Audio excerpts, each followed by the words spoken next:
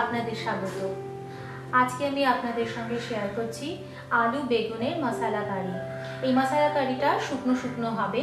এর জন্য লাগছে আলু, এরকম লম্বা লম্বা করে কেটে নিতে হবে, আর বেগুনগুলো কিন্তু এই যে এতটা লম্বা লম্বা করে কেটে নিয়েছি। সঙ্গে লাগছে মশলা বানানোর জন্য কিছু উপকরণ: পেঁয়াজ, রসুন, আদা, কাঁচা লঙ্কা, টমেটো, কাজু বাদাম আর তিলটা রোস্ট করে নিতে হবে। এছাড়া লাগবে জিরে গুঁড়ো, ধনে গুঁড়ো, নুন, হলুদ আর টক দই, কাসুরি মেথি, ফোড়নের জন্য সাদা জিরে। চলুন এসব দিয়ে এবার রান্নাটা শুরু করি। প্রথমেই মশলার জন্য পেস্টটা বানিয়ে নেব। এর জন্য কড়াইতে আমি 1 টেবিল স্পুন তেল গরম করে নিলাম। এবার এর মধ্যে দিয়ে দেব একে একে আদা কুচি, রসুন কুচি, পেঁয়াজ কুচি,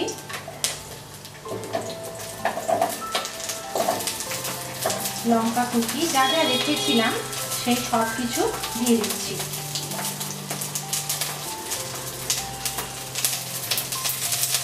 একটু নেড়ে নিয়ে পেঁয়াজটা একটু সফট হোক, তারপর টমেটোটা দেব।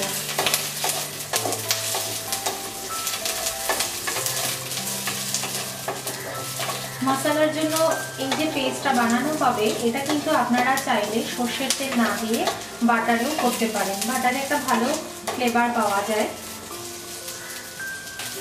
এবার দিয়ে দিচ্ছি কাজু বাদাম। আমি তিলটাকে রোস্ট করে নিয়েছি, আপনারাও একটু রোস্ট করে নেবেন। আর টমেটো কুচি পুরোটা একসঙ্গে দিয়ে দিচ্ছি।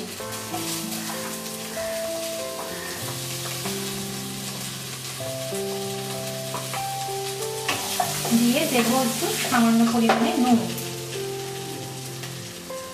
খুবই সামান্য দিতে হবে। দিয়ে মশলাটার জন্য এগুলো একটু ভালো করে ভেজে নিচ্ছি। এখন ফ্লেমটা অফ করে এটা ব্লেন্ড করে নিচ্ছি।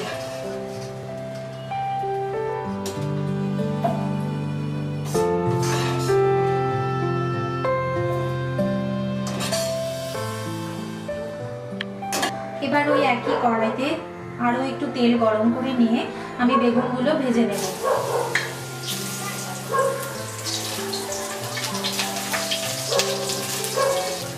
বেগুনগুলো ভাজা হয়ে গেলে তুলে নিতে হবে।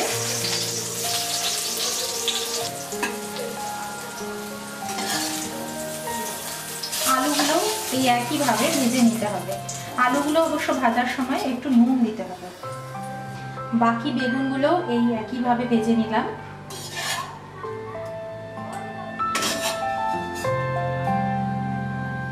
বেগুনগুলো ভাজা হয়ে গেল, এখন আমি আলু ভাজবো। আলুগুলো দিলাম।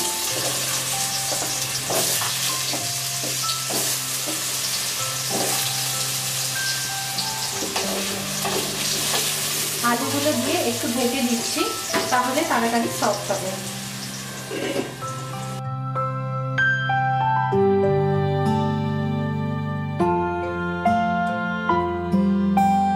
আলু বেগুন ভেজে নেওয়ার পর কড়াইতে আমি আরও 1 টেবিল স্পুন তেল দিয়ে দিলাম।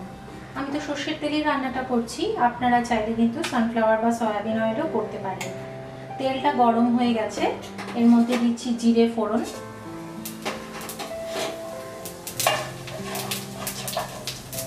জিরেটা দিয়ে দেওয়ার পর এর মধ্যে দিয়ে দেব ওই মশলা পেস্ট যেটা আমি বানিয়ে নিয়েছি।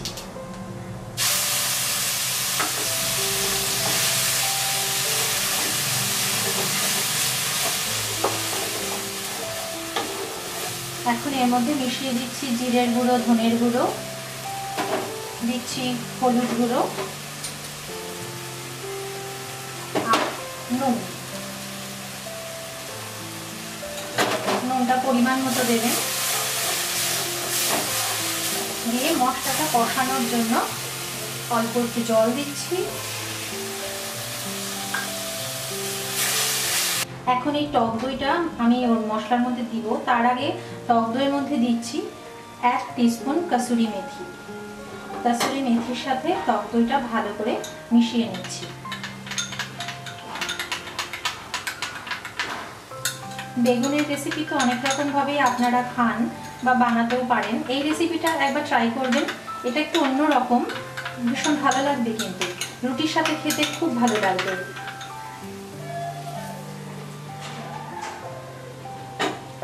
দইটা ভালো করে মিশিয়ে নিচ্ছি।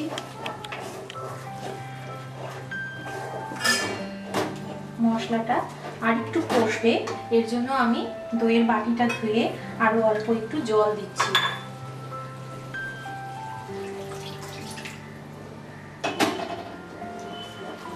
দু তিন মিনিটের মতো মশলাটা কষে নিতে হবে। মশলাটা কষানো হয়ে গিয়েছে, এখন এর মধ্যে আমি ভেজে রাখা আলুগুলো দিয়ে দিচ্ছি। আলুগুলো আগে দেব আর বেগুনগুলো পরে দেব। বেগুনগুলো সফট হয়ে গিয়েছে, তো আগেই যদি দিয়ে দিই তাহলে একদম গলে যাবে, তাই আলুগুলো আগে দিয়ে ভালো করে নেড়ে নিচ্ছি। আলুগুলো কিছুক্ষণ ধরে ভেজে নিলাম মশলার সঙ্গে। এবার এর মধ্যে আমি ভেজে রাখা বেগুনগুলো দিয়ে দিচ্ছি।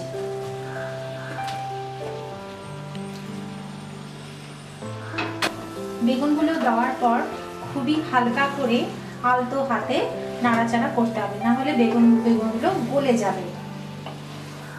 1-2 মিনিটের মতো নাড়াচাড়া করে নিয়ে ভালো করে আলু বেগুন মশলা মিশিয়ে নিয়েছি। তৈরি হয়ে গিয়েছে এখন আলু বেগুনের মশলা কারি। আপনারা নামানোর আগে একটু এরকম ধনেপাতা কুচি ওপর থেকে ছড়িয়ে দেবেন, তাহলে ভালো লাগবে। রুটি বা ভাত দিয়ে খাওয়ার জন্য বেগুনের এই রেসিপিটা তৈরি হয়ে গিয়েছে। এর নাম আমি দিয়েছি আলু বেগুনের মশলা কারি। রেসিপিটা আপনারা অবশ্যই বাড়িতে ট্রাই করবেন এবং কেমন হয়েছে আমাকে পারলে জানাবেন। আর আমার চ্যানেলকে হেলদি কুকিং রেসিপিস আমার চ্যানেল, এই চ্যানেলকে আপনারা সাবস্ক্রাইব করবেন, লাইক করবেন, শেয়ার করবেন এবং কমেন্টও করবেন। আমার ভিডিও দেখার জন্য ধন্যবাদ।